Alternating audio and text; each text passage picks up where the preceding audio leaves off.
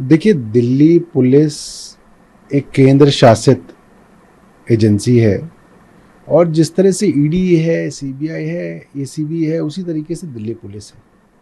एक तरफ यही दिल्ली पुलिस है जहां पे हमारी ओलंपियन पहलवान अपनी मोलेस्टेशन की कंप्लेंट लेने के लिए जंतर मंतर पे बैठ गई और दिल्ली पुलिस ने एफआईआर दर्ज नहीं की उनकी तरफ से।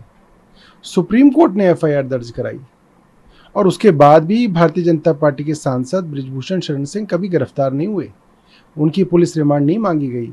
उनके लिए कभी पुलिस ने नहीं कहा कि नहीं, कहाँ पे ये घटनाएं हमारी खिलाड़ियों के साथ हुई, उन घटनाओं को रिकंस्ट्रक्ट करने के लिए बृजभूषण शरण सिंह को उन जगहों पे ले जाया जाएगा, इसलिए हमें कस्टडी चाहिए। नहीं किया गया। और आज उनके पुत्र जो हैं भारतीय जनता पार्टी की तरफ से चुनाव लड़ रहे हैं। अब दिल्ली पुलिस से यही एक्सपेक्टेड है कि जितना ज़्यादा जो है आम आदमी पार्टी को नुकसान कर सकते हैं वे लोग करेंगे। 5 दिन की रिमांड क्या, वे तो चाहेंगे कि पूरी उम्र ही जो है आम आदमी पार्टी के सब लोगों को जेल में रखा जाए। लेकिन कहीं ना कहीं आपको लगता है कि इससे आम आदमी पार्टी को नुकसान हो रहा है, जिस तरह का ये मामला है और वो भी आम आदमी पार्टी के मौजूदा सांसद के द्वारा आरोप लगाए गए हैं? देखिए, आप और कई सारे मीडिया के बंधु कह रहे हैं कि इससे आम आदमी पार्टी को नुकसान हो सकता है। मतलब हमारी ही पार्टी की एक सांसद चाह रही हैं कि आम आदमी पार्टी को नुकसान हो, और वो कब? जब पार्टी के तमाम नेता जेल में हैं। पार्टी के सबसे बड़े नेता और मुख्यमंत्री को 20 दिन की मोहलत सिर्फ इसलिए मिली है कि किसी तरीके से चुनाव प्रचार किया जाए। सारा देश आज चाह रहा है कि किसी तरीके से इस तानाशाही को खत्म किया जाए और पूरे दिल्ली के अंदर माहौल है कि इस बार भारतीय जनता पार्टी को हराना है। ऐसे में एक संजीवनी भारतीय जनता पार्टी को मिलती है किसकी तरफ से? स्वाति मालीवाल जी की तरफ से। तो क्या हम सब लोग ये समझ नहीं रहे हैं कि क्या खेल चल रहा है इस वक्त इस देश के अंदर, और क्यों बैठे बैठाए भारतीय जनता पार्टी को, जिनके पास कोई मुद्दा नहीं था चुनाव के अंदर, उसको मुद्दा दिया गया।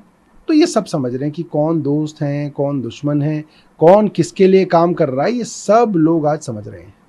आज कल मुख्यमंत्री अरविंद केजरीवाल ने जो उन्होंने घोषणा की कि बीजेपी हेडक्वार्टर पे प्रोटेस्ट करने के लिए आएंगे और प्रधानमंत्री को एक चुनौती है कि वो चाहें तो हमें गिरफ्तार कर ले, सबको गिरफ्तार कर ही रहे हैं। देखिए, पार्टी के तमाम बड़े नेता गिरफ्तार किए गए। क्या संजय सिंह, क्या मनीष सिसोदिया, क्या सत्येंद्र जैन, क्या अरविंद केजरीवाल। 20 दिन के लिए अरविंद केजरीवाल बाहर आए, उसके बाद भी रोज षड्यंत्र किए जा रहे हैं, रोज नए मुकदमे दर्ज किए जा रहे हैं, रोज नई इंक्वायरियां की जा रही हैं। कल उनके प्राइवेट सेक्रेटरी को भी जेल भेज दिया गया।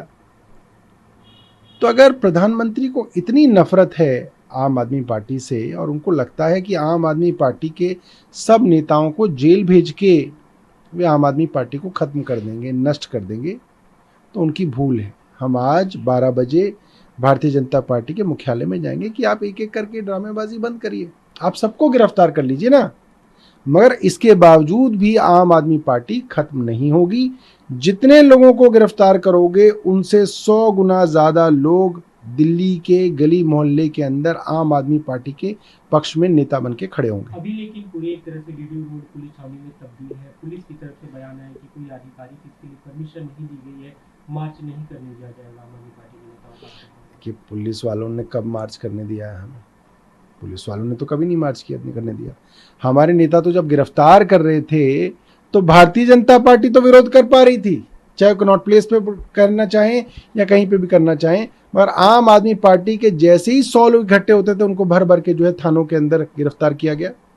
तो दिल्ली पुलिस से आप और एक्सपेक्ट क्या कर सकते हैं? देखिए, वो बेचारे नौकरी कर रहे हैं केंद्र सरकार की, और अगर नहीं मानेंगे केंद्र सरकार की तो तबादला कर दिया जाएगा, सस्पेंड कर दिया जाएगा, झूठे केस में उनको फंसा दिया जाएगा। ऐसे तो कई जो है उदाहरण है। तो उन विचारों से हम क्या एक्सपेक्ट कर सकते हैं? कल प्रधानमंत्री ने पहली अपनी रैली की दिल्ली में, अपने जो पूर्वी दिल्ली और नॉर्थ ईस्ट दिल्ली चांदनी चौक के जो कैंडिडेट थे उनके प्रचार किया। उन्होंने कहा कि एक तरफ हम लोग डेवलपमेंट की बात करें लेकिन इंडिया ब्लॉक के लोग दिल्ली को बर्बाद करना चाहते हैं। उन्होंने कई एक उदाहरण दी। उन्होंने कहा कि जो लोग भ्रष्टाचार मिटाने की बात करते थे भ्रष्टाचार के आरोपों में ही है, और कांग्रेस पार्टी इस दयनीय स्थिति में आ गई है कि 4 सीटें भी नहीं लड़ पा रही है। देखिए, मुझे लगता है कि देश की राजधानी में 10 साल रहे प्रधानमंत्री के पास दिल्ली की जनता को बताने योग्य कोई बात नहीं थी। मुझे लगता है कि उनका भाषण बेहद नीरस था।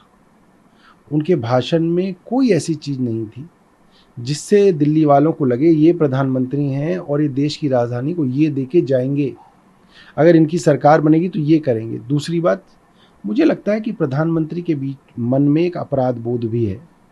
जिस तरीके से दिल्ली की चुनी हुई सरकार की शक्तियां सुप्रीम कोर्ट ने दी और ये कह के दी कि संविधान में ये शक्तियां थी, केंद्र सरकार गलत कह रही थी, और उन शक्तियों को प्रधानमंत्री जी ने चोर दरवाजे से छीन लिया ऑर्डिनेंस लाके।